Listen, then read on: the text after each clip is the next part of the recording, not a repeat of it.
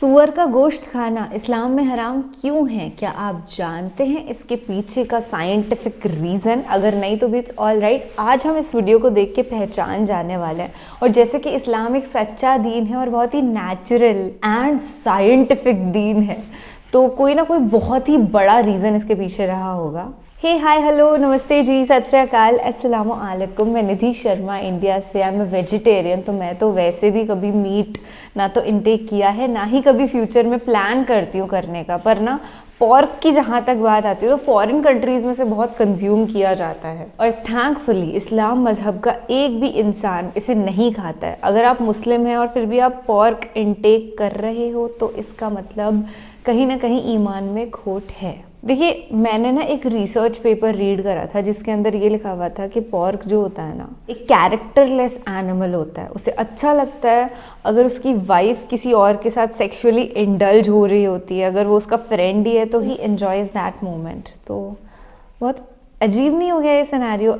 I really hate it. जब मैंने ये पढ़ा था तो मुझे इतनी अंदर से एक गंध वाली फीलिंग आई कि कैसे एक ऐसे जानवर का गोश्त खाया जा सकता है। चलिए, हम हमारे सोच विचार और हमारी इंटरनेट से प्राप्त करी गई रिसर्च की नॉलेज को साइड में रखते हैं। अभी हंसी टीवी का अपन लॉजिकल एंड साइंटिफिक वीडियो देखने वाले हैं।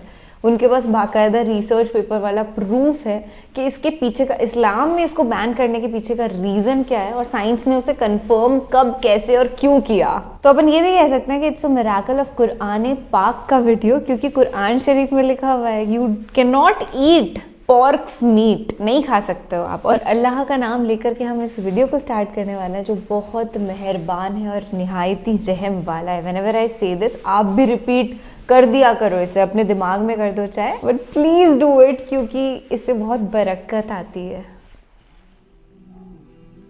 ओह, दिस इज पॉर्क।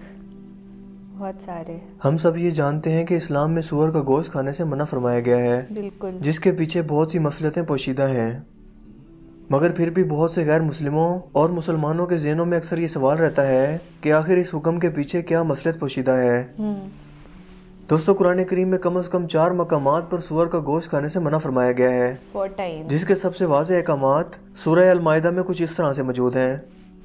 तुम पर हराम किया गया मुर्दार, खून, सूअर का गोश्त और वो जानवर जो अल्लाह के सिवा किसी और नाम पर ज़िबा किया गया हो, जो गला घोट कर या चोट खाकर, बुलंदी से गिराकर या टक्कर खाकर मरा हो, जिसे किसी दरिंदे ने फाड़ा हो, सिवाय इसके जिसे तुमने जिंदा पाकर ज़िबा कर लिया, और वो जो किसी बुत पर ज़िबा किया गया हो। कुरान करीम के ये वाज़ेह अहकामात मुसलमानों को मुतमईन करने के लिए काफ़ी हैं कि सूअर का गोश्त हराम है।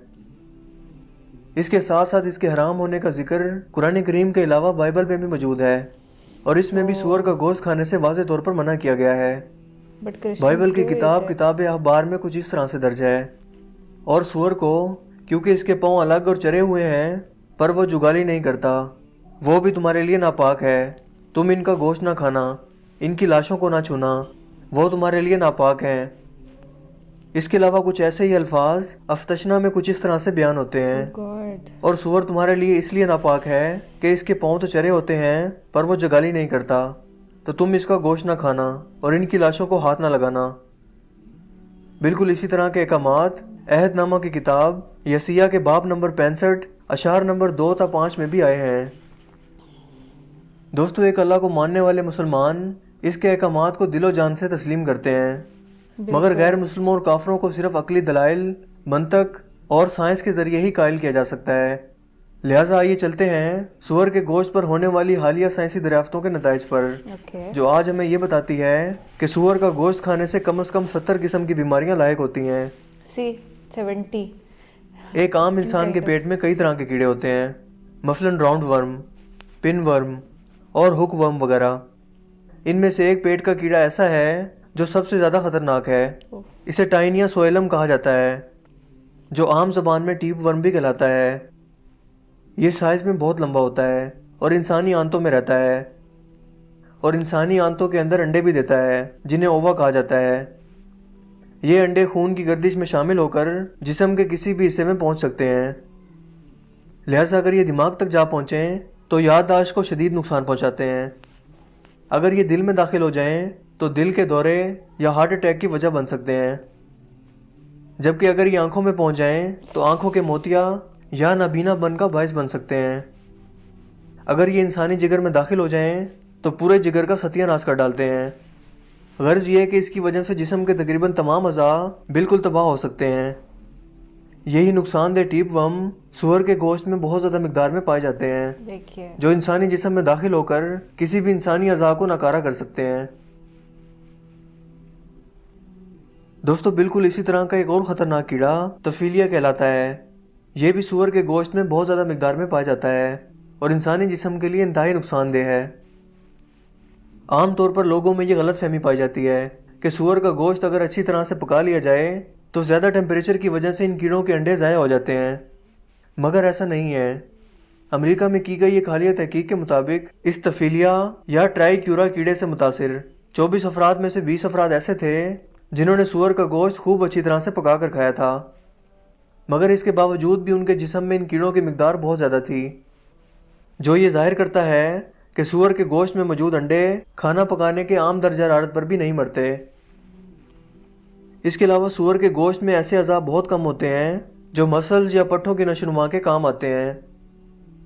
इसके बरक्स इसके जिस्म में फैट्स या चर्बी की बहुत ज़्यादा मिकदार मौजूद होती है। यह चर्बी खून की नालियों में जमा होती रहती है और आखिरकार शदीद ज़हनी दबाव, हाइपरटेंशन और दिल के दौरे की वजह बन सकती है। लिहाजा आपको ये जानकर हैरत नहीं होगी कि 50% से भी ज़्यादा अमरीकियों को हाइपरटेंशन का मर्ज लायक है। दोस्तों, सूअर दुनिया के गलीज़ तरीन जानवरों में से एक है। ये गंदगी, गलाजत और फुजले पर गुजारा करता है, बिल्कुल, और यही इसकी पसंदीदा ग़िज़ा है। ऐसे देहात जहाँ टॉयलेट मौजूद नहीं होते, वहाँ लोग खुले मकामात पर जाकर रफ़े हाजत करते हैं। लोगों की ये गलाजतें सूअर ही साफ़ करते हैं। लिहाजा ऐसी खुराक खाने वाले जानवर का गोश्त भला कैसे पाक हो सकता है? Very true. आप में से अक्सर लोगों के जहन में यकीनन ये सवाल आया होगा कि अमेरिका और ऑस्ट्रेलिया जैसे जदीद ममालिक में सूअर की नस्ल खेजी और नशोनुमा नहायत साफ़ सुथरे माहौल में की जाती है और बाकायदा इनके लिए साफ़ सुथरे फार्म्स बनाए जाते हैं। मगर हकीकत तो ये है कि इतने साफ़ सुथरे माहौल के बावजूद भी, एक ही बाड़े में होने के बावजूद, हर सूअर को दूसरे सूअर से अलग रखा जाता है। अच्छा। क्योंकि आप इन्हें साफ़ सुथरा रखने की जितनी भी कोशिश कर लें, ये जानवर अपनी फितरत ही में गलीज है और इसे अपने साथ वाले दूसरे जानवरों की गलाजत खाने में ही मज़ा आता है। ओहो। इस तमाम रुए ज़मीन पर सूअर सबसे ज़्यादा बेशरम जानवर है। ये वो वाहिद जानवर है जो अपनी शरीक या मेट के साथ मिलाप के लिए अपने दोस्तों को दावत देता है। अमेरिका में बहुत से लोग सूअर का गोश्त खाते हैं। डांस और शराब की महफिलों के बाद वो अपनी बीवियां आपस में बदल लेते हैं। ओहो। यानी वो कहते हैं कि तुम मेरी बीवी के साथ सो जाओ और मैं तुम्हारी बीवी के साथ सो जाता हूँ, जो ये साबित करता है कि अगर आप सूअर का गोश्त खाएंगे तो आप भी सूअर ही की तरह बर्ताव करने लगेंगे। Very bad. दोस्तों, मुझे उम्मीद है कि आज की ये वीडियो आपके लिए काफ़ी इन्फॉर्मेटिव होगी और आपको पसंद आई होगी। अगर वीडियो आपको अच्छा लगा तो इस वीडियो को लाइक कीजिए और दोस्तों के साथ शेयर कीजिए। आप अपनी राय का इज़हार कमेंट्स में भी कर सकते हैं। मेरा नाम है हसीब शफकत और आप देख रहे हैं हंसी टीवी। मैं मिलूंगा आपसे एक नई इंटरेस्टिंग वीडियो में। तब तक के लिए अपना बहुत सा ख्याल रखिएगा। Thanks for watching this video. अल्लाह हाफिज़। अल्लाह हाफिज़। थैंक यू सो मच भाई साहब, इतनी अच्छी इन्फॉर्मेशन पूरी दुनिया तक पहुंचाने के लिए। देखिए, मैंने कहा था ना, ये जानवर वाकई बहुत ही ज़्यादा बेशरम और गंदगी पसंद होता है। आप कभी भी कोई नाला देखेंगे ना, जो आउटर एरियाज़ के अंदर बना हुआ होता है, जहाँ पे हद से ज़्यादा वाली गंदगी होती है, वहाँ पे ऐसा होता ही नहीं है कि सूअर ना मिले। और उस गंदगी के अंदर ही लौटना और गलत हरकतें, जैसे कि उन्होंने बताया ना, कैसे वो इंजॉय करता है अपनी मेट को किसी और के साथ सेक्सुअल प्लेजर्स पूरे करते हुए देख के उसे मज़ा आता है। वही वो सिर्फ और सिर्फ गंदगी पसंदीदा जानवर है, जिसे देख के कभी भी ऐसे नहीं होता कि आप किसी सूअर को देखें जो गंदगी में लोट पोट हो रहा है, जो गंदी हरकतें कर रहा है, और आपको उस पर प्यार आ जाए कि अरे बड़ा प्यारा जानवर है, तो बड़ा सुंदर सा लग रहा है। उसकी फितरत ही में है ऐसी गंद मचाना। तो प्लीज़, अगर आपने कभी पॉर्क खा भी लिया है तो इट्स ऑल राइट, कोई बात नहीं। अल्लाह ने बहुत बड़े बड़े गुनहगारों को माफ़ किया है, आपको भी माफ़ कर देगा, इट्स ऑल राइट।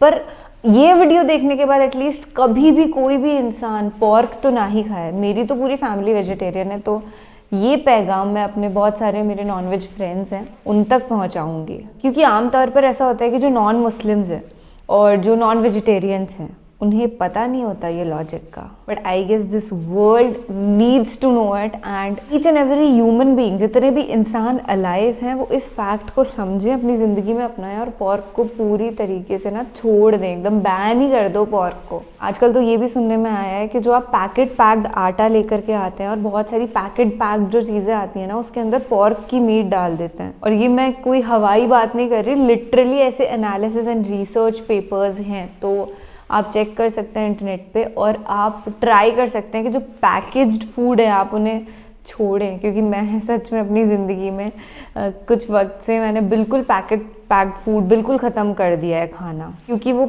उतने पौष्टिक भी नहीं होते, और अगर इस तरीके की चीज़ें, हराम चीज़ें वो उसके अंदर डाल के देंगे तो भाई कैसे कोई इनटेक करेगा ना। Not all packed foods are worst, पर कुछ जो नूडल्स की ब्रांड्स होती हैं या ऐसे जो पैक्ड आटे होते हैं, बेटर है आप चक्की पर जाकर के खुद पिसवाएं। चलिए, आज तो बहुत इन्फॉर्मेटिव वीडियो पर रिएक्ट किया जो ज़िंदगी भर ताउम्र याद रहने वाला है, और आप ताउम्र बहुत खुश रहने वाले हैं, क्योंकि आप ना चीज़ों को समझना चाहते हैं, ना कि सिर्फ वो जो दिमाग में बस गई हैं चीज़ें उन्हें ही एक्सेप्ट करना है, बाकी कोई नई चीज़ कोई बोले तो उससे तो मानना ही नहीं है। वीडियो को यहाँ तक देख लिया, इसका मतलब यही है, you are very intellectual being and you believe in knowledge. So thank you for spreading this knowledge worldwide. Take care. ख्याल रखो अपना और अपने पूरे परिवार का। अल्लाह हाफिज।